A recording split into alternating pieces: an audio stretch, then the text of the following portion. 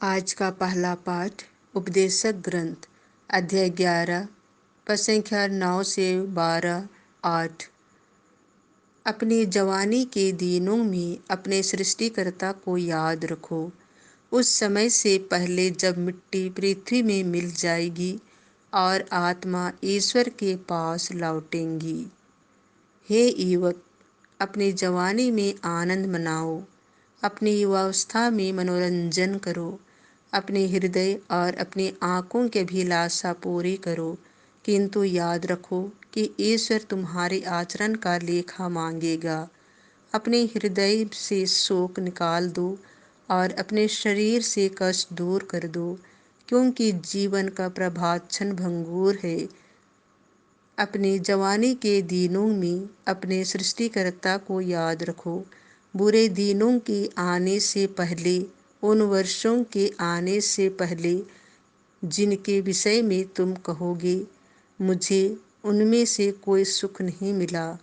उस समय से पहले जब सूर्य प्रकाश, चंद्रमा और नक्षत्र अंधकारमय हो जाएंगे और वर्षा के बाद बादल छा जाएंगे, उस समय से पहले जब घर के रक्षक कांपने लगेंगे, बलवानों का शरीर झुक जाएगा, चबाने वाले इतने कम होंगे कि अपना काम बंद करेंगे, और जो खिड़कियों से झांकती हैं वे धुंधली हो जाएंगी।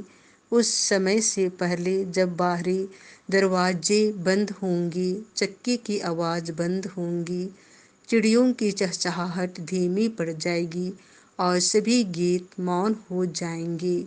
उस समय से पहले जब ऊंचाई पर चढ़ने से डर लगेगा और सड़कों पर खतरे ही खतरे दिखाई देंगे, जब बादाम का स्वाद फीका पड़ जाएगा, टिड्डियाँ नहीं पचेंगी और चटनी में रुचि नहीं रहेगी, क्योंकि मनुष्य परलोक सिधारने पर है और शोक मनाने वाले सड़क पर आ रहे हैं।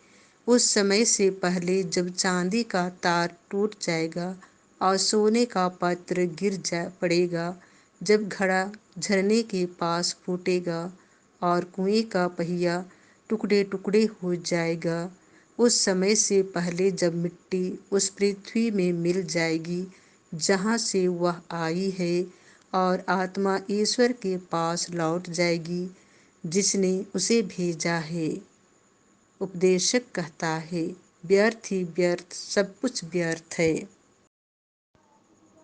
संत लुकास के अनुसार पवित्र सुसमाचार अध्याय 9 पद संख्या 43 से 45। मानव पुत्र मनुष्यों के हवाले कर दिया जाएगा। इसके विषय में यीशु से प्रश्न करने में उन्हें संकोच होता था। सब लोग यीशु के कार्यों को देखकर अचंभे में पड़ जाते थे, किंतु उन्होंने अपने शिष्यों से कहा, तुम लोग मेरे इस कथन को भली भांति स्मरण रखो। मानव पुत्र मनुष्यों के हवाले कर दिया जाएगा। परंतु यह बात उनकी समझ में नहीं आ सकी।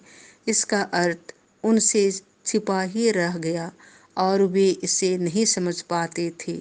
इसके विषय में यीशु से प्रश्न करने में उन्हें संकोच होता था।